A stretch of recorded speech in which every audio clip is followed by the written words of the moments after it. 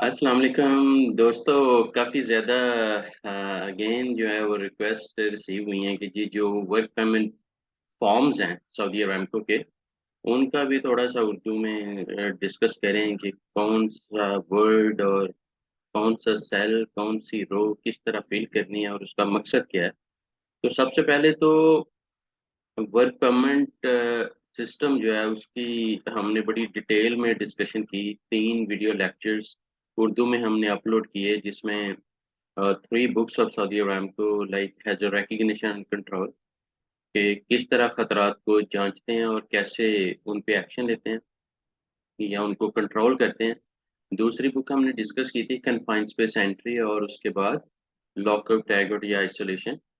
अब चूंकि उस सिस्टम की जो रियल इम्प्लीमेंटेशन है वो वर्क परमिट सिस्टम के ज़रिए या वर्क परमिट फॉर्म्स के ज़रिए ज़्यादा अथेंटिक बनाई जा रही है।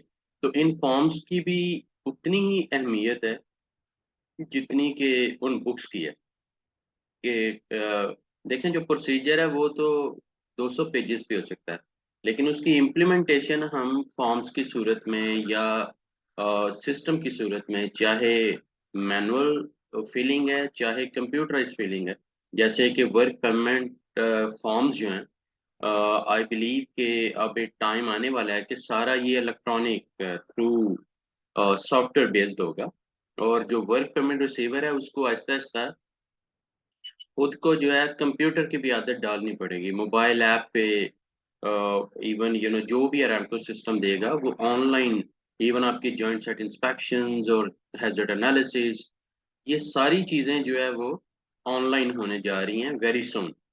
तो पता चला कि जो वर्क पेमेंट रिसीवर है उसको अब थोड़ा सा कंप्यूटर में भी खुद को या आदत बनानी पड़ेगी कि सॉफ्टवेयर के अंदर किस तरह फॉर्म्स को फिल करते हैं।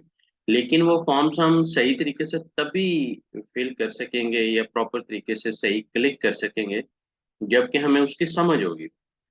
तो इसलिए मैं कोशिश करूंगा कि 4 वीडियो सीरीज में हर एक फॉर्म को, हर परमिट फॉर्म को, जैसे कि कोल्ड वर्क परमिट आज हमने शुरू किया है, इसकी जो है वो एक एक फॉर्म को हम उर्दू में डिटेल में डिस्कस करें। उसके बाद आई होप सो कि आप लोगों की सारी वो माशाल्लाह क्लैरिटी आपके जहन में आ जाएगी कि कौन से वर्ड की क्या वैल्यू और कहाँ पे कौन सी इंफॉर्मेशन नोट करनी है या क्लिक करना है, इन अदर वर्ड्स, या टिक करना है। क्लिक वर्ड जो है वो ज्यादा सॉफ्टवेयर बेस्ड हो जाएगा। अरामको जो है दे आर ट्राइंग के जी डिजिटलाइज किया जाए हर चीज को और पेपरलेस एनवायरनमेंट क्रिएट किया जाए। और पेपरलेस एनवायरनमेंट तभी क्रिएट होगा जब क्लिक मैनेजमेंट पे आएंगे कि जी वन क्लिक पे जो भी जिसने काम करना है वो सॉफ्टवेयर बेस्ड रिपोर्टिंग करे, सॉफ्टवेयर बेस्ड ही परमिट फॉर्म को फिल करे। बड़ी अशद ज़रूरत है तो उसको प्रिंट कर ले साइट के ऊपर, अदरवाइज वो सारा डिस्प्ले में साइट के ऊपर भी हेल्प आउट कर रहा होगा। तो ये जो डिजिटलाइजेशन है ना, ये पेपर वर्क, जो मैनुअल पेपर वर्क है उसको बहुत कम कर देगी।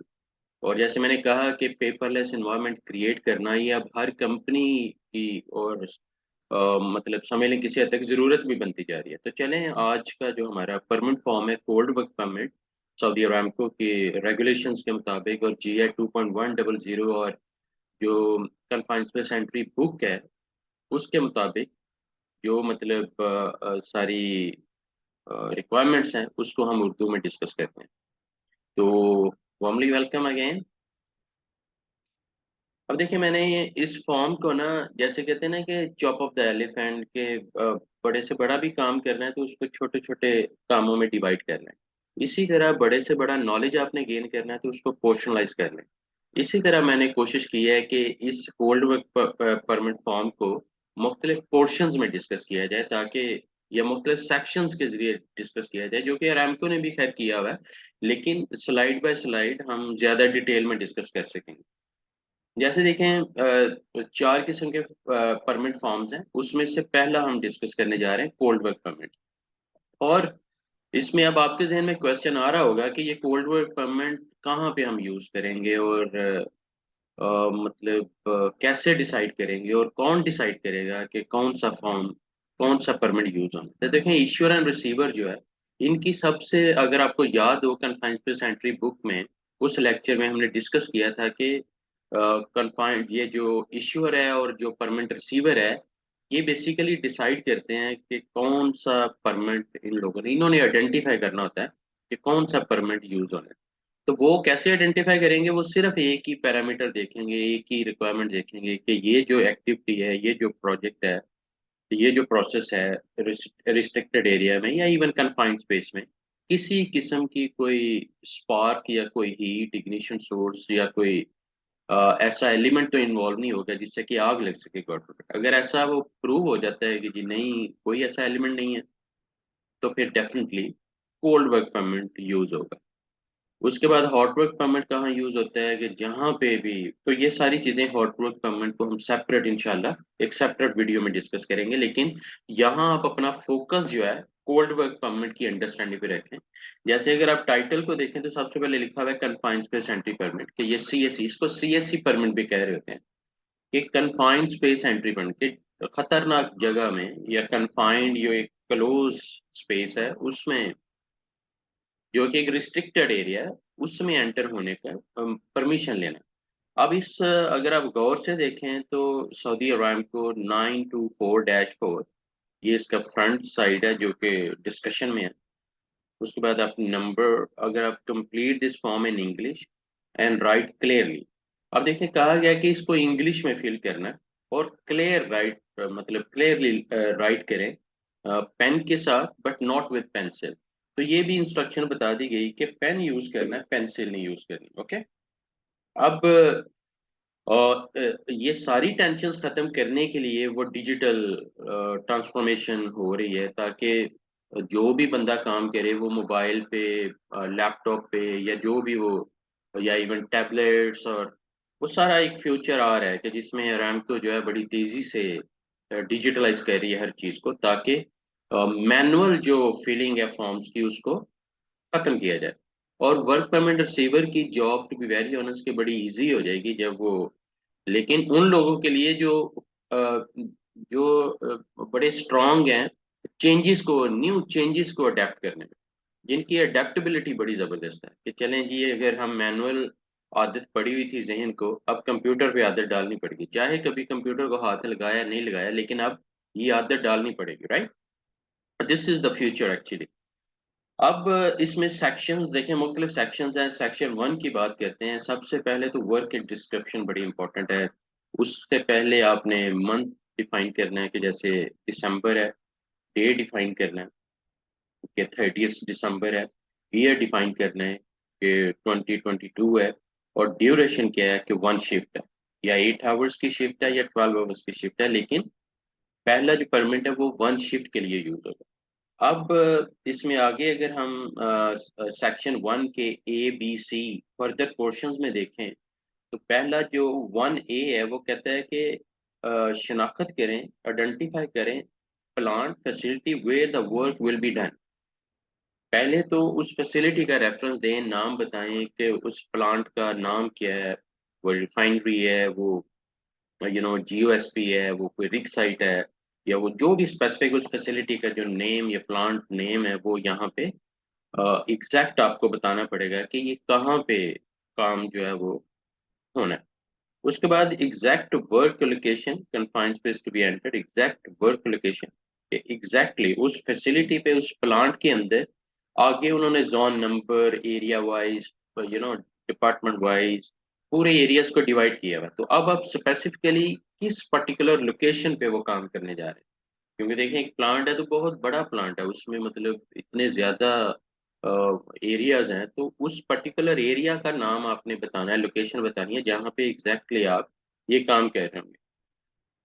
और फिर आपको 1C में बताना पड़ेगा कि एग्जैक्ट काम आप क्या करने जा रहे हो। क्या कोई आपका वेल्डिंग का प्रोजेक्ट है, कोई मेंटेनेंस का है, रिपेयरिंग का है, समथिंग लाइक दैट, या कि कोई एक पर्टिकुलर कोई कंस्ट्रक्शन है, या कोई आइसोलेशन का प्रोजेक्ट है आपके पास, या कोई वेंटिलेशन लाइक हॉट वर्क, जो भी वट एवर। लेकिन जो कोल्ड वर्क है ये सिर्फ और सिर्फ यूज होगा उन एक्टिविटीज के लिए जहाँ पे इग्निशन सोर्स का कोई खतरा नहीं। लाइक अगर आप सिर्फ स्कैफोल्डिंग करने जा रहे हैं, या जस्ट एक क्लीनिंग सेगमेंट है, लेकिन क्लीनिंग में भी जो स्टैटिक इलेक्ट्रिसिटी और इस तरह के जो कॉन्सेप्ट्स हैं वो एनालाइज करने पड़ेंगे, उसके बाद डिसाइड करना पड़ेगा कि कोल्ड वर्क में जाएंगे। और अरामको माशाल्लाह एज एन एक्सपीरियंस ब्रांड, उनके पास पूरी क्लैरिटी है कि कौन से प्रोसेसर जिनको हमने हॉट वर्क में लेके जाना है और कौन सी एक्टिविटीज़ हैं जो कोल्ड वर्क में हम लेके जाएंगे। तो इस पे भी मैं क्वेश्चन एंड आंसर्स बनाऊंगा उर्दू में, ताकि आप लोगों को मजीद इंशाल्लाह डिटेल में अंडरस्टैंडिंग मिल जाए।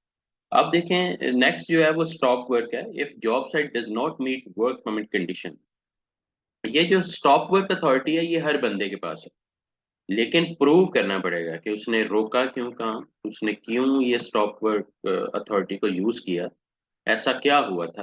तो अगर वो टेक्निकली लॉजिकली प्रूव ना कर पाए तो फिर डेफिनेटली वो कॉन्सिक्वेंसेस उसे फेस करने पड़ेंगे, क्योंकि काम जब रुकेगा तो जितने लोग भी वहाँ एक एक सेकंड की सैलरी ले रहे हैं, एक एक सेकंड का वो चार्ज कर रहे हैं, तो वो डेफिनेटली ये बियरेबल नहीं होगा।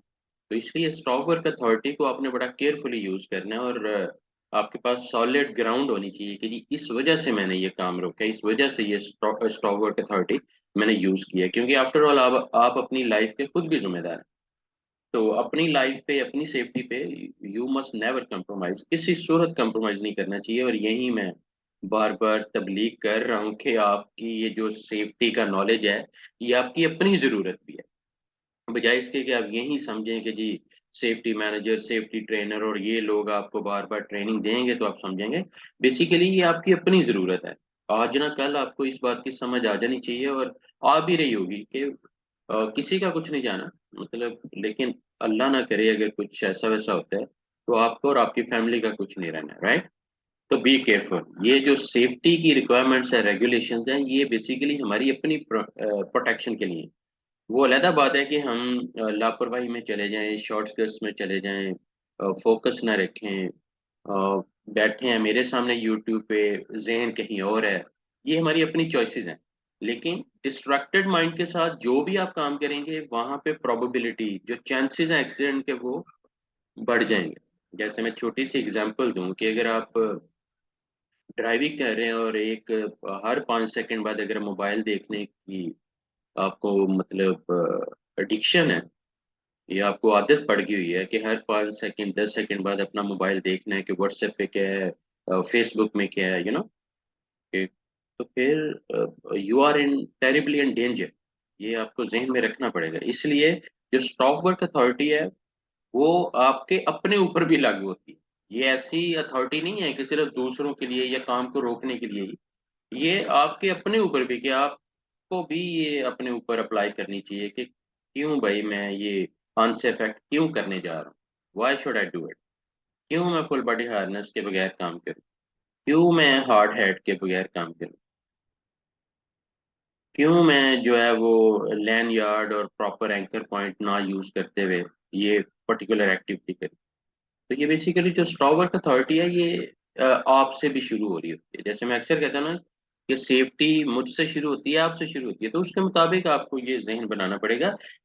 मैं बताना ये चाह रहा हूँ कि ये जो cold work permit, cold work permit है या जो भी किसी किस्म के और भी परमिट्स हैं, इनका मकसद खाली टिक टिक नहीं है। आप देखें अपनी स्टेटमेंट दे रहे हैं, आप अपना एविडेंस दे रहे हैं कि जी हैजर्ड्स आइडेंटिफाई हो गए हैं, कंट्रोल लग गए हैं, लोकेशन प्रॉपर बता दी गई है, आप पूरी परमिट की रिक्वायरमेंट्स को समझ गए हैं, उसके बाद as a WPR, work permit receiver के तौर पे आप इसे साइन भी कर रहे हैं, तो ये अब परमिट नहीं रहा, ये अब लीगल डॉक्यूमेंट बन गया। ये लीगल डॉक्यूमेंट बन गया। तो अगर इसमें कोई लापरवाही आप करेंगे या जिससे भी, तो इसके कॉन्सिक्वेंसेस कहीं ना कहीं पे फेस करने पड़ते हैं गॉड फॉरबिड। तो पता चला कि वर्क परमिट रिसीवर की जॉब बहुत बड़ी एक जिम्मेदारी भी है। वो अलहदा बात है कि हम समटाइम इसको फॉर्मेलिटी समझ रहे होते हैं कि जी कंपनीज को बस परमिट चाहिए और मुझे बस अरामको का लोगो चाहिए ताकि काम चले। ये आपके अपने शॉर्टकट्स हैं, लेकिन ये जो शॉर्टकट्स हैं ये हर बार आपको लकी नहीं रहने देंगे। तो इसलिए कोशिश करें कि जिम्मेदार बन जाएं, ईमानदार बन जाएं, और जो भी काम करें वो पूरी अथेंटिसिटी के साथ, वेरिफिकेशन के साथ करें। ये नहीं कि खाली आप फिल करते जाएं और टिक करते जाएं।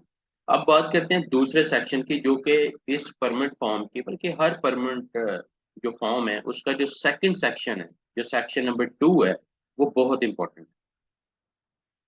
उसकी वजह मैं आपको बताता हूँ कि सेक्शन नंबर 2 में hazard identification and control, that means कि जो बुक हमने स्टडी की थी लेक्चर नंबर 1 में, वो सारी की सारी अब यहाँ समराइज कर दी गई है चेक पॉइंट्स की सूरत। अब मैं आपको इन डेप्थ एक एक पॉइंट में थोड़ा सा ज़रूर सोचने पे मजबूर करूंगा कि कैसे वो सारा नॉलेज यहाँ पे यू नो उसका क्रक्स, उसका जो निचोड़ है वो यहाँ पे लाके खड़ा कर दिया गया, ताकि आप प्रॉपर हैज़र्ड्स को आइडेंटिफाई करें और उनके कंट्रोल्स को प्लान कर सकें। इसमें देखें सेक्शन 2 में फर्दर जो सब सेक्शंस हैं वो ABCDEFGH 1 2 3 4 5 6 7 8 8 फर्दर सब सेक्शंस कह लें आप। तो जैसे मैंने कहा कि chop of the elephant, right. तो अभी हम डिस्कस करेंगे 2A को ये जो पोर्शन है इसको अभी हम डिस्कस करेंगे कि इसमें क्या बताया हुआ है कि identify and attach any supplementary forms required to perform control the work. देखें सिर्फ टिक टिक नहीं है, आपने जब जब टिक किया है तो फिर साथ में अटैच भी करना पड़ेगा।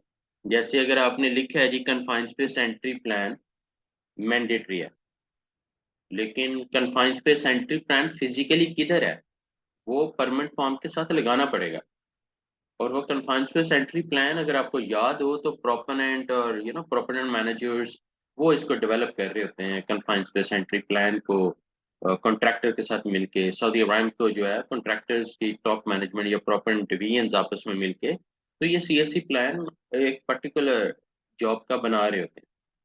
अब इसी प्रोस्पेक्टिव में आपने पता चला कि अगर आपने इसको टिक कर दिया है तो अब ये जो प्लान है ये वाकई में मौजूद होना चाहिए और सॉलिड प्लान होना चाहिए। ये नहीं कि प्लान के अंदर ही इतने गैप लूप्स हैं कि अरामको जो है उसी पे स्टक हो गया और वो बिल्कुल आपको आपका जो परमानेंट फॉर्म है वो नहीं साइन करना चाह रहा। इसी तरह कन्फाइंड स्पेस एंट्री लॉग जो है ये भी मैंडेटरी है। मैंडेटरी मीन जीरो टॉलरेंस है कि हर सूरत में चाहिए, ज़रूरी है ये कन्फाइंड स्पेस एंट्री लॉग। कि जैसे लॉग शीट है जिसकी जिम्मेदारी जो स्टैंड बाय मैन, अगर आपको याद हो जब हमने जिम्मेदारियां डिस्कस की थी तो स्टैंड बाय मैन की ये बहुत बड़ी जिम्मेदारी है कि वो लॉग शीट को भी फिल करे कि कौन बंदा है, उसका बैच नंबर क्या है, कब अंदर गया है, कब बाहर आया है और किस जॉब के लिए गया है, और इस पे साइन भी ले ले, which is very much important. इसी तरह जॉब सेफ्टी एनालिसिस अगर हुए हैं तो जॉब सेफ्टी एनालिसिस अगर आपने टिक किया है तो उसका एविडेंस लगाना पड़ेगा। अगर आपने गैस टेस्टिंग की है कि ऑक्सीजन लेवल क्या है, कार्बन मोनोऑक्साइड का लेवल क्या था, यू नो H2S का लेवल क्या था, या LEL या अदर कोई केसेस हैं, तो वो जो टेस्ट गैस टेस्ट रिजल्ट्स हैं वो भी साथ अटैच करने पड़ेंगे अगर आपने टिक किया है। वैसे तो हर सूरत में गैस टेस्टिंग और अगर खतरा नहीं भी है तो कर लेने में क्या है, मतलब जब आपके पास ऑथोराइज गैस टेस्टर है तो उसका फायदा लें, राइट। लेकिन ऐसा ना हो कि जी वो जस्ट आपने टिक कर दिया कि जी जी गैस टेस्टिंग हुई है लेकिन in fact it's not done.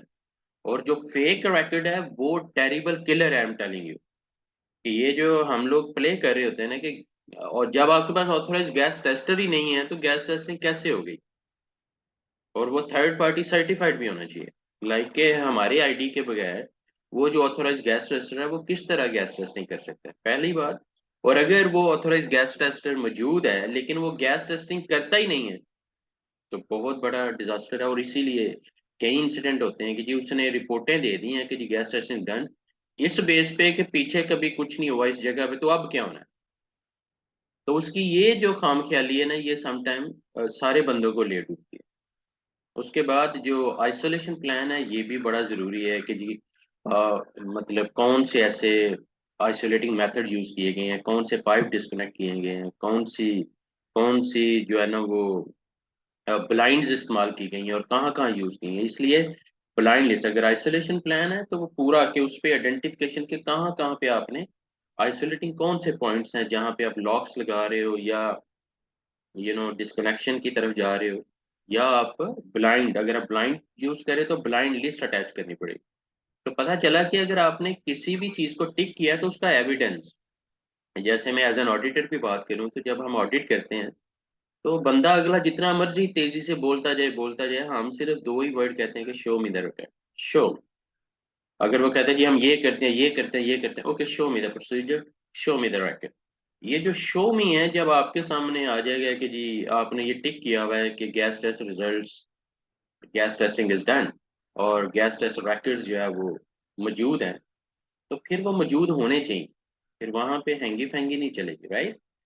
इसी तरह अगर एक्सकवेशन इन्वॉल्व थी तो एक्सकवेशन चेकलिस्ट जो है, प्री एक्सकवेशन चेकलिस्ट, वो प्रॉपर फील्ड फॉर्म में मौजूद है, और आप मान रहे हैं कि ये सारा कुछ हो गया है, और परमिट फॉर्म्स के साथ आप अटैच कर रहे हो। इसी तरह हाइड्रो टेस्ट प्रोसीजर्स अगर रिक्वायर्ड हैं, इसके अलावा अगर प्रोजेक्ट के नेचर के मुताबिक कोई भी ऐसे फॉर्म्स आप लगा रहे हैं, चाहे कोई ईआरपी है, एचआईपी है, कोई बंदों के सीवीज हैं, अगर आप रिगर लेवल 1 कोई यूज कर रहे हैं तो उसका कोई आईडी है, व्हाट्सएवर, जितने जितनी ऑब्जेक्टिव एविडेंस आप अपने केस को प्रूव करने के लिए अरामको के सामने रखेंगे, उतना उनके लिए इजी होगा फॉर्म परमिट आपको देना। लेकिन मैं कह रहा हूँ कि आप उनके साथ और ये तो खामख्याली अपने अंदर से निकाल दें कि जी अरामको को कोई बेवकूफ़ बना सके। हाँ, वो उनको बड़ी अच्छी तरह पता है कि कौन, इसीलिए वो कई बार 6-6 महीने, 9-9 महीने, 1-1 साल कंपनीज को ग्रेस पीरियड देते रहते हैं, देखते रहते हैं, वॉच करते रहते हैं, मतलब सुधरने का टाइम देते हैं।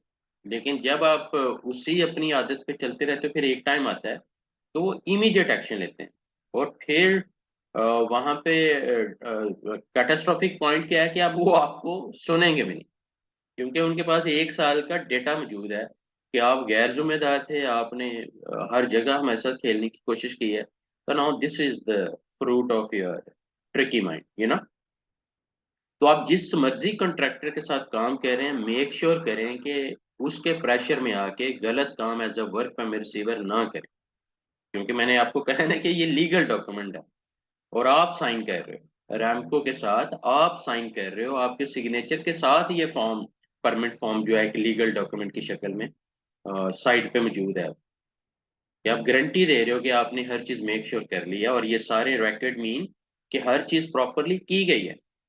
जब हम जॉब सेफ्टी एनालिसिस लगाएं तो जॉब सेफ्टी एनालिसिस हुए हैं, तो एनालिसिस लगा रहे हैं ना साथ।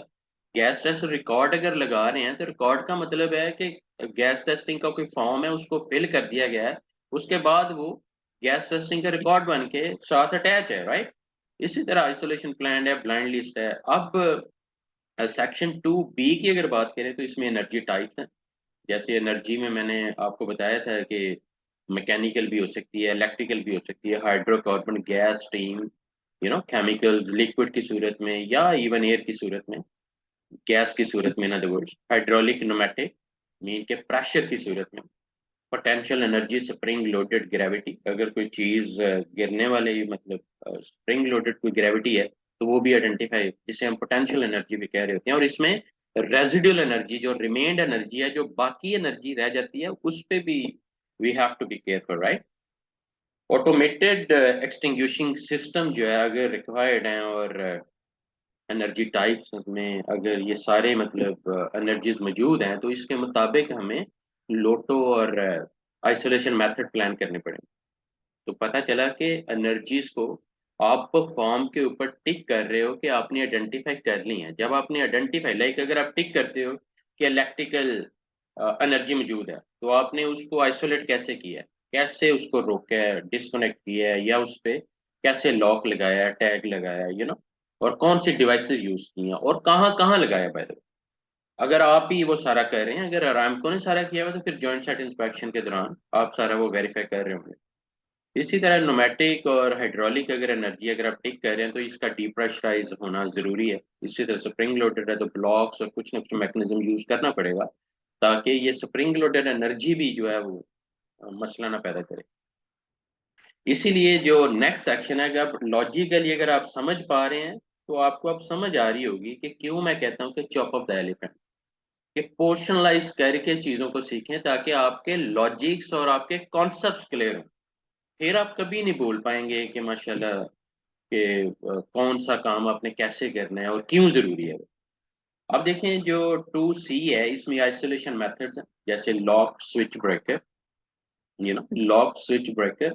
अब इसको अगर आप गूगल करें तो इमेजेस को देखें, तो आपको कई तरह के मैन्युफैक्चरर्स और उनके कई तरह के लॉक स्विच ब्रेकर्स आपके सामने ओपन हो जाएंगे, कि वो किस तरह के नजर आते हैं, क्या होते हैं, ये आई विल ट्राई कि चलें एक कोई अगर अल्लाह ने हिम्मत दी तो मैं एक वीडियो ऐसी भी बनाऊंगा कि अगर इलेक्ट्रिकल आइसोलेशन है तो उसके लिए डिवाइसेस कौन कौन सी है और वो कैसी नज़र आती हैं, अगर मैकेनिकल है तो कैसी, अगर ब्लाइंड है तो ये सारा इस पे मैं सेपरेट आई विल ट्राई कि कोई जब भी अल्लाह ने हिम्मत दी I will try to make a video इंशाल्लाह। इसी तरह देखें मैकेनिकल ब्लॉक अगर आप यूज़ कर रहे हैं मेथड के तौर पे तो टिक करना पड़ेगा, और डैट मीन्स कि मैकेनिकल ब्लॉक मौजूद भी हो, ये नहीं कि खाली टिक ही हो। आपने ब्लाइंडिंग अगर टिक कर दिया है तो कहाँ कहाँ ब्लाइंड्स लगाई हैं, उनकी रेटिंग कैपेसिटी आपने कैसे इंश्योर की है, उनका साइज और किस किस लोकेशन पे वो लगाई है, और उसकी जो ब्लाइंड लिस्ट है जो कि आपने ऊपर आइडेंटिफिकेशन में भी देखें, अगर आपने ब्लाइंड लिस्ट यहाँ टिक कर दिया है तो फिर आप यहाँ भी आपको हर सूरत आप टिक करना पड़ेगा ब्लाइंडिंग, क्योंकि अगर आपने यहाँ ब्लाइंड लिस्ट पे टिक कर दिया है सेक्शन ए में, तो सेक्शन सी में अगर आप ब्लाइंडिंग को टिक नहीं करते तो या ये आपका टिक फेक है या यहाँ आप इग्नोर कर रहे हो, तो अगर आपने ब्लाइंड लिस्ट को टिक कर दिया तो फिर इस ब्लाइंडिंग को भी टिक करना पड़ेगा कि जी ये आइसोलेशन मेथड है। और ब्लाइंडिंग का मैंने बताया कि साइज, रेटिंग और कैपेसिटी बड़ी ज़रूरी है जानना कि जी, और फैसिलिटी में जो ब्लाइंड्स हैं वो वन टाइम यूज़ होंगी, उसके बाद यूज़ नहीं होंगी।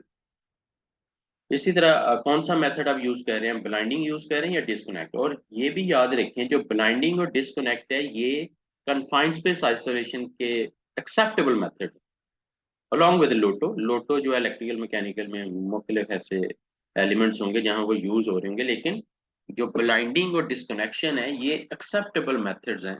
Even single block wall, double block and bleed अगर आपको याद हो तो उनके बारे में कहा गया था कि ये एक्सेप्टेबल मेथड्स नहीं है, स्पेशली कन्फाइंड स्पेस के लिए या उन लाइंस के लिए जिसमें हैज़ardous काइंड ऑफ लिक्विड्स हैं। और अब अगर हम सेक्शन डी की बात करें, मतलब 2D की, हम सेक्शन 2 की फर्दर जो सब पोर्शन हमने किया है 2D को अब हम डिस्कस करने जा रहे हैं कि पोटेंशियल एक्सपोजर क्या है। क्या आपके इस प्रोसेस में, प्रोजेक्ट में काम करने के दौरान हाई नॉइज लेवल की पॉसिबिलिटी है? अगर आप टिक कर रहे हैं तो फिर अब आपको प्रूव करना पड़ेगा कि हाई नॉइज लेवल को आपने डील किस तरह करें।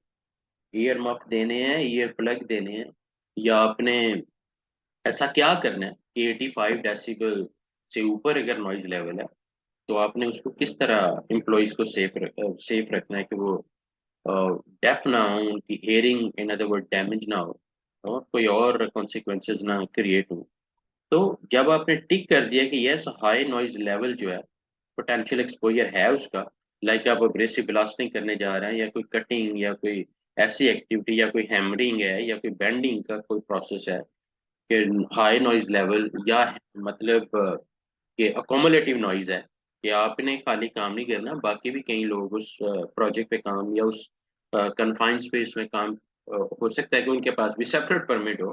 कन्फाइंड स्पेस हर दफ़ा छोटी थोड़ी है, बहुत बड़ी बड़ी बड़ी कन्फाइंड स्पेसेस भी हैं। तो एक कन्फाइंड स्पेस के अंदर अगर सिमल्टेनियस ऑपरेशन चल रहे हैं और मुख्तलिफ other contractors are also working, फिर जो कॉमुलेटिव नॉइज लेवल है उसकी भी असेसमेंट ज़रूरी है। दैट मीन्स के कोऑर्डिनेशन अमंग अदर कॉन्ट्रैक्टर्स आपको वो भी करनी पड़ेगी, ताकि इसलिए हम क्या करते हैं कि हम अपनी एक परमिट फॉर्म की कॉपी सम टाइम अपने नेबर कॉन्ट्रैक्टर को भी दे देते हैं और उसके परमिट फॉर्म की कॉपी अपने पास भी रख लेते हैं, ताकि हम अंडरस्टैंड कर सकें कि कौन से ऐसे कोरिलेटेड हैजर्ड्स हैं जिन पे हमें केयरफुल रहना पड़ेगा। इसी तरह देखें जो पोटेंशियल एक्सपोजर में अगर आप टिक कर रहे हो कि हाइड्रोजन सल्फाइड की पॉसिबिलिटी है, चाहे कोल्ड वर्क है, हॉट वर्क आप नहीं कर रहे, क्योंकि अगर ये H2S अगर मतलब थोड़ी सी आ जाएगी तो फिर ये एक्सट्रीमली फ्लेमेबल है, तो LEL आपका 0% नहीं होगा, क्योंकि हॉट वर्क आप किसी सूरत कर ही नहीं सकते above 0% LEL, specially confined space में। लेकिन अगर यहाँ पे पॉसिबिलिटी आप टिक कर रहे हो कि जी H2S, और आप कैसे टिक कर रहे हो, अब आप देखें अगर यहाँ आप टिक कर देते हो और ये जो 2A सेक्शन है गैस टेस्ट रिजल्ट, यहाँ आपने टिक ही नहीं किया हुआ। मैं एग्जांपल दे रहा हूँ, अगर आपने यहाँ टिक किया है तो यहाँ आपने क्यों टिक नहीं किया, क्योंकि यहाँ भी तो आपको देखना पड़ेगा ना कि गैस टेस्ट रिजल्ट्स में अगर H2S का वो बता रहा है कि जी 20 ppm या इससे ज़्यादा है या 10 ppm है या अबव है, समथिंग लाइक दैट, तो फिर आपको यहाँ टिक करना पड़ेगा कि पोटेंशियल एक्सपोजर है इस मतलब कन्फाइंड स्पेस में। इस एरिया में। फ्लेमेबल लिक्विड्स, गैसेस, जो भी मतलब हैजर्डस टॉक्सिक मटेरियल किसी किस्म के भी, रेडियो एक्टिव मटेरियल जैसे हमने नॉर्म को डिस्कस किया, natural radio active material, temperature जो है।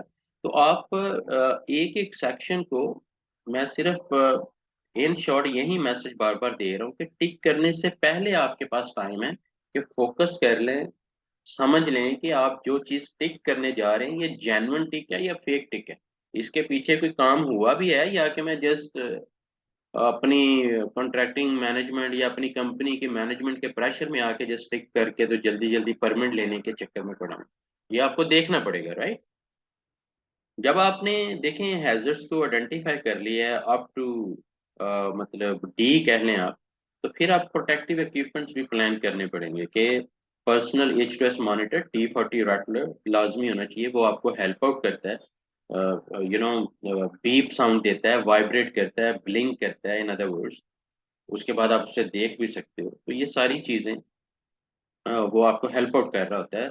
इन केस अगर H2S जो है वो 10 ppm पे आ गई है या इवन अबव है, तो immediately you have to come out. FRC जो फायर रेजिस्टेंट क्लॉथ है, जैसे आप अगर वेल्डर्स हैं तो उनकी स्पेशल यूनिफॉर्म्स हैं, इसी तरह आपके जो भी आप काम कर रहे हैं मेक श्योर कर लें कि वो फायर रेजिस्टेंट उसमें ज़रूर एलिमेंट्स हों। इसी तरह गॉगल्स और फेस शील्ड चाहिए ही चाहिए, क्लिक करें। केमिकल सूट ओवरऑल अगर चाहिए तो, अगर आप टिक कर रहे हैं तो मेक श्योर कर लें कि वो मौजूद भी हो। अब ये प्रोजेक्ट की नेचर कि आप काम क्या करने जा रहे हैं उसके मुताबिक आप ये सारी चीज़ें प्लान कर रहे हैं। फॉल प्रोटेक्शन, अगर आप हाइट पे भी काम करना पड़ेगा, कोल्ड वर्क के जॉब की नेचर ऐसी है कि वर्क एट हाइट भी है, तो फिर आप फॉल प्रोटेक्शन भी आपको यहाँ प्लान करनी पड़ेगी कि फुल बॉडी हार्नेस है, लेडर्स मौजूद हैं। किस तरह आप मेक श्योर करेंगे कि फॉलोअर रेस्ट सिस्टम आपका कंप्लीट है वहाँ पे। बैरिकेड वार्निंग साइंस अगर आपने टिक किया है तो मेक श्योर कि ये अवेलेबल है। मैकेनिकल वेंटिलेशन ब्लोअर वगैरह, ताकि आप मेक श्योर करें कि जो ऑक्सीजन की ट्रांजिशन है या जो वेंटिलेशन सिस्टम है वो उस जगह पे प्रॉपर काम कर रहा है, ताकि आप अलाइव रह सकें। ये बहुत ज़रूरी है कि कन्फाइंड स्पेस के अंदर जितनी ज़्यादा आप एहतियात कर लेंगे उतना ही फ़ायदा है, अदरवाइज बहुत मुश्किल है कि सेकंड चांस मिले, राइट। अब सेक्शन 2F की अगर बात करें तो जो कन्फाइंड स्पेस एंट्री सुपरवाइजर है वो कौन है और उसका बैज नंबर क्या है। पहले क्या था कि अरामको अपने confined space entry supervisor use कर रहा था और वो नॉर्मली परमिट इश्यूअर भी होता था। लेकिन अब मैंने जो मतलब डिफरेंट प्रोजेक्ट्स में नोट किया है कि अरामको अब क्या रहा है कि आप अपना ही थर्ड पार्टी सर्टिफाइड, लाइक अगर हमारे ट्रेनिंग इंस्टीट्यूट के पास आते हैं आप और कन्फाइंड स्पेस एंट्री सुपरवाइजर की ट्रेनिंग ले लेते हैं और हमारा एग्जाम पास कर लेते हैं, तो हम definitely we will issue you an ID के अरामको की गाइडलाइंस के मुताबिक you are trained and certified, और आपका एक्सपीरियंस भी डेफिनेटली वैल्यू एडिशन में होगा। तो फिर आप एज अ CSC सुपरवाइजर ये अब अरामको आपको अलाउ कर रहे हैं, लेकिन वो जो बैच नंबर है वो आपको, या जो कार्ड नंबर हम इशू करेंगे वो भी आप यहाँ लिखेंगे, that would be acceptable.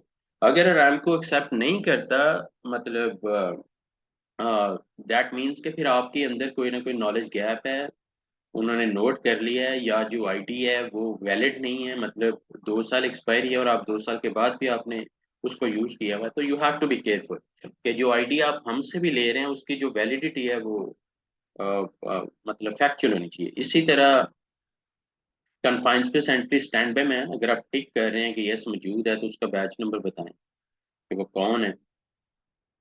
Okay. और हमसे ट्रेनिंग लेके मच बेटर कि आप अरामको से भी एक्नॉलेजमेंट लेना कि ये बंदा है, हमने ये स्टैंड बाय मैन है, ये कन्फाइंड स्पेस एंट्री सुपरवाइजर है, और ये इनकी आईडी। और उस आईडी पे जब हम भी कोई आईडी इशू करते हैं तो उस पे हम नंबर लिखते हैं कि जी ये सर्टिफिकेट नंबर है या ये आईडी नंबर है, तो वो आईडी नंबर आप यहाँ पे लिख सकते हो, या अपना बैच नंबर जो आपका एम्प्लॉय नंबर है जो आपकी अपनी कंपनी ने आपको इशू किया हुआ, वो भी आप लिख सकते हैं। व्हाट आई मीन इज के पहले रैम को ये बंदे अपने प्रोवाइड कर रहा था, अब उन्होंने कॉन्ट्रैक्टर को, ताकि ज्यादा वो लेंथी प्रोसेस से बचा जा सके, अब कॉन्ट्रैक्टर पे ट्रस्ट कर रहे हैं कि किसी तरीके से वही बंदे प्रॉपर ट्रेन करके हर शोबे में लेके आए। तो उसके बाद list any additional safety precautions, अगर आप समझते हैं कि जी इन तमाम एरियाज के लिए कुछ स्पेशल इंस्ट्रक्शंस के जी warning posters will also be used or something like that, या जो काम की ड्यूरेशन है, हर 10 मिनट के बाद बंदे ने बाहर आना है, ये करना, वट एवर, जो भी प्रिकॉशंस आप प्लान करते हैं वो आपने यहाँ पे एडिशनली आप लिख सकते हो। तो आई होप कि ये जो सेक्शन 2 है, ये भी अब आपको ना एक क्लैरिटी मिल गई होगी कि क्यों वो तीनों बुक्स पढ़ाई जा रही। उन तीनों बुक्स का जो क्रक्स है वो अब इन फॉर्म्स की सूरत में आपके सामने आ। अब देखें, जो गैस टेस्टर है, मैंने कहा है कि वो बहुत इंपॉर्टेंट बंदा है। अगर वो लापरवाह होगा और आपके मतलब गैस टेस्टिंग करे ना और रिपोर्टें बना बना के देता जाए और आप भी ब्लाइंडली एक्सेप्ट करते जाएं, तो basically you are terribly in danger actually. और मेक श्योर कर लें कि जो भी गैस टेस्टर है वो वाकई में जेन्युइनली करे, और जो इक्विपमेंट वो यूज कर रहा है वो भी वैलिडेटेड हो, कैलिब्रेटेड। और हर बार इंटरनल कैलिब्रेशन पे भी रिलाई ना करें। थर्ड पार्टी जो कैलिब्रेशन कंपनीज हैं उन उनसे भी ऑथेंटिसिटी जो आरामको अप्रूव्ड है, मेक श्योर के उनसे आप कैलिब्रेशन करवाएं उन मेजरिंग इक्विपमेंट्स की, या मॉनिटरिंग इक्विपमेंट की, या जो गैस टेस्टिंग इक्विपमेंट्स हैं, अदर वर्ड्स। अब गैस टेस्टिंग मॉनिटरिंग इस सेक्शन 3 यहाँ पे डिटेल में डिस्कस किया जा रहा है कि पीरियोडिक मॉनिटरिंग रिक्वायर्ड। अब पीरियोडिक मॉनिटरिंग अगर आप कह रहे हैं कि यस या नो, अगर आपने नो कह दिया है तो डैट मीन्स कि आप ये बात एक्सेप्ट कर रहे हैं कि किसी किस्म की टॉक्सिक गैसेज और किसी किस्म का ऑक्सीजन की जो डेफिशिएंसी है उसका कोई चांस नहीं है काम करने के दौरान। ये आप अगर नो को टिक करते हैं, तो डैट मीन्स के नो को टिक करने से पहले आपके पास पूरी टेक्निकल ग्राउंड होनी चाहिए कि किन बुनियादों पे आप कह रहे हो कि वहां पे कोई मसला नहीं आएगा। नॉर्मली ज्यादातर ये यस में जा रहा होता है, लेकिन if yes attach a supplement form like gas test frequency.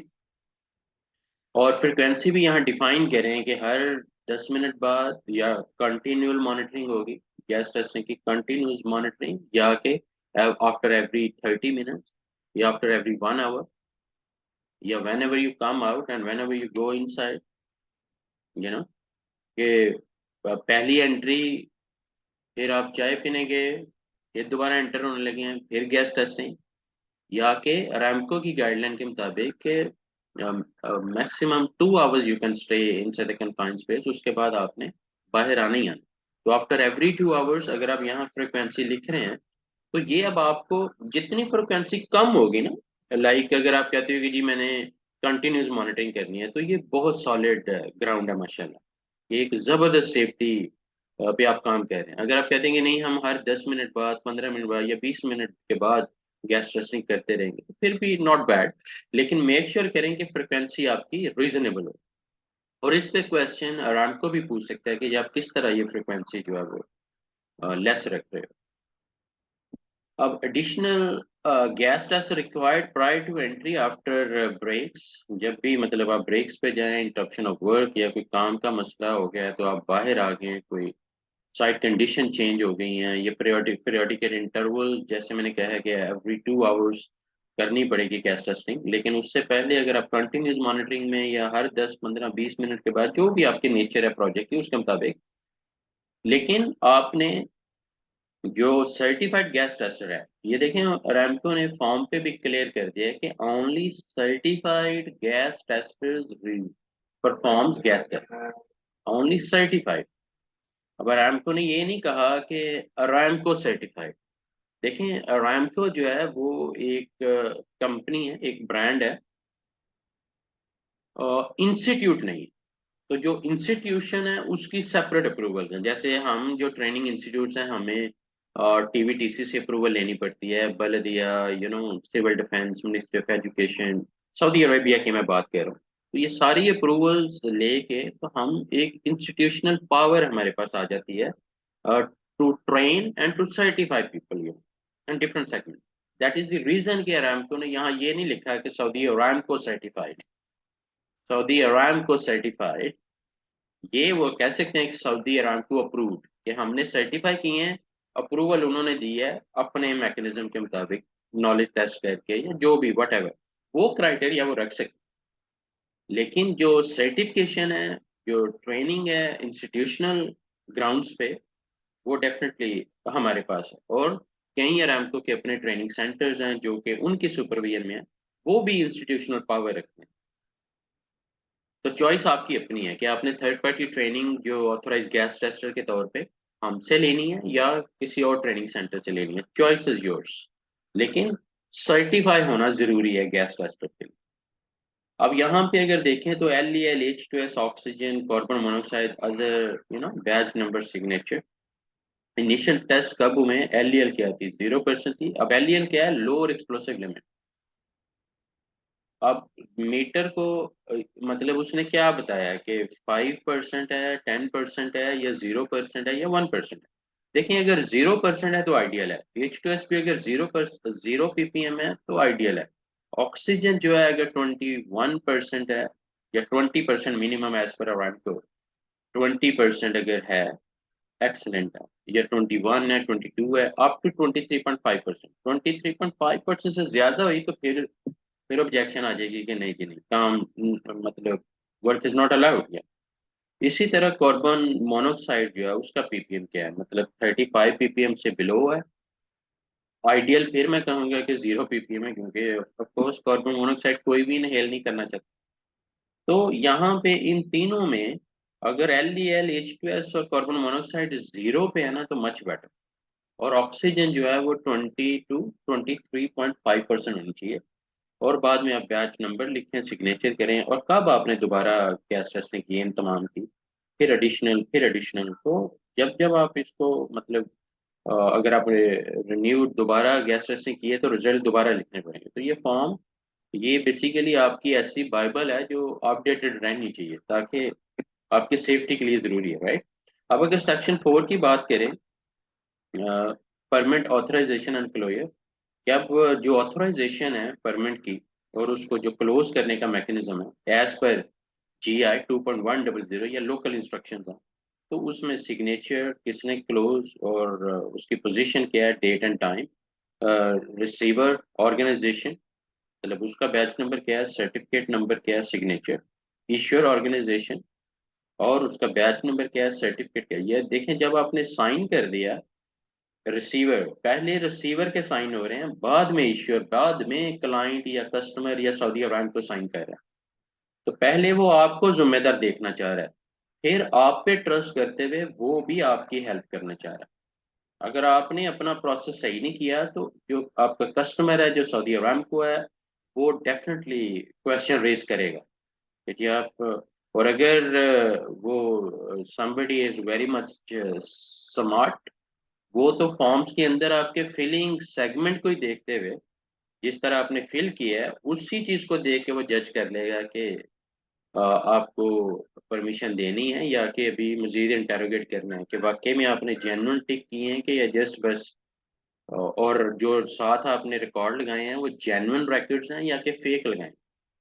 तो ये सारी चीज़ें सऊदी अरब को अगर उनके लोग मतलब जो कि इश्योर उन्होंने डिफाइन किए हैं, अगर वो स्मार्ट हैं, एक्सपीरियंस्ड हैं, क्वालिफाइड हैं, तो वो डेफिनेटली आपको they can stop you somewhere for sure.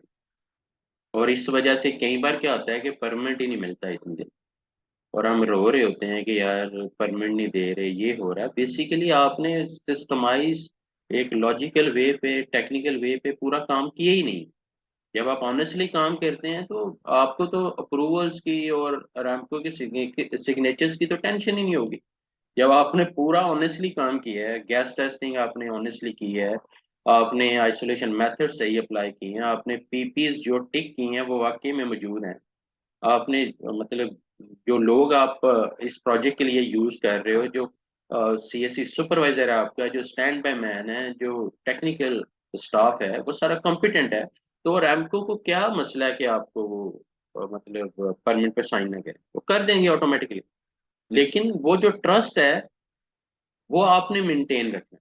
और जिन कंपनीज पे सऊदी अरामको को ट्रस्ट है, और टू बी वेरी ऑनेस्ट, के वो पूरा परमिट सिस्टम भी उन पे दे देते हैं कि जी यू मैनेज है, कि आप ही अपने हमें बता दो कि कौन से इश्यूर हैं जो रिलायबल है, और आप ही इवन यहाँ तक परमिशन दे देते हैं कि जी आप अपना वर्क परमिट सिस्टम जो है हमारी गाइडलाइंस के मुताबिक बनाएं, और अपना जो वर्क परमिट सिस्टम है वो हमसे अप्रूव करवा लें, एंड जस्ट गो अहेड।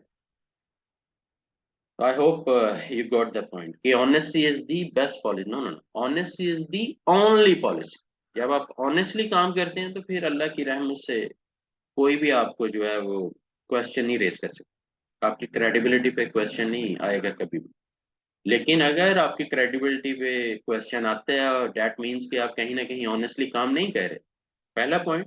दूसरा पॉइंट ये है कि अगर आप ऑनेस्टली काम कर रहे हैं तो फिर मेक श्योर करें कि उसको मेंटेन भी रखना है, क्योंकि ट्रस्ट का इश्यू ये है कि बनाते हुए तो 100 साल लग जाए, गवाते हुए 1 सेकंड भी नहीं।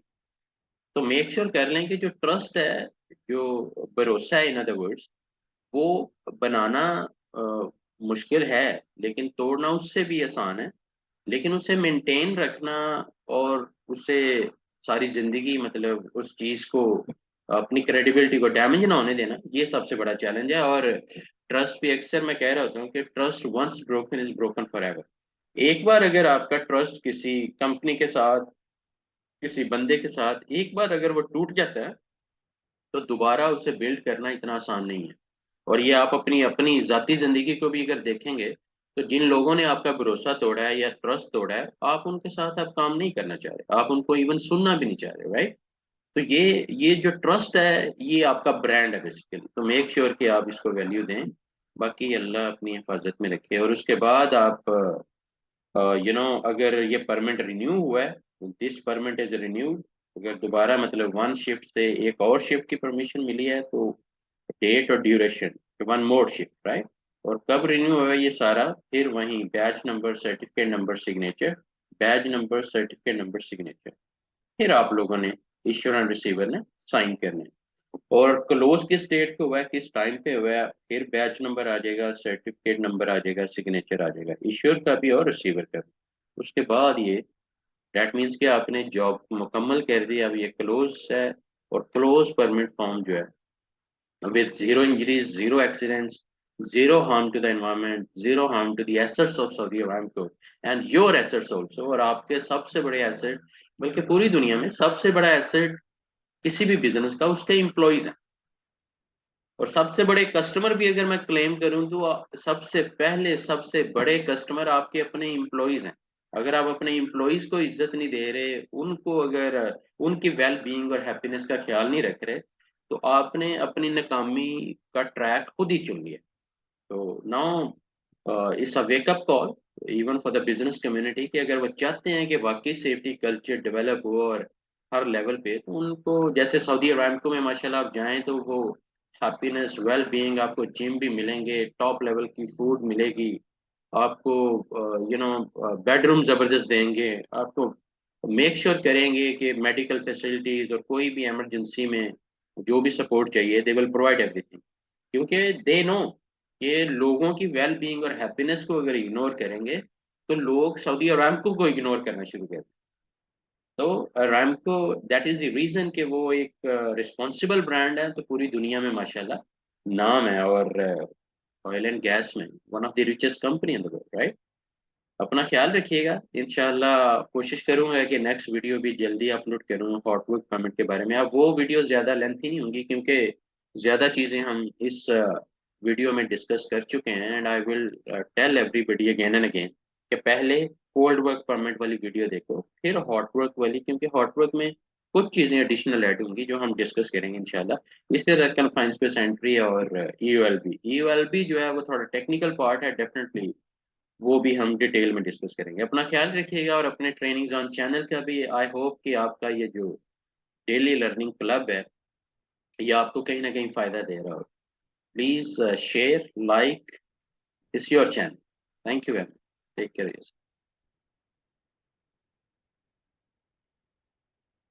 अल्लाह हाफिज़।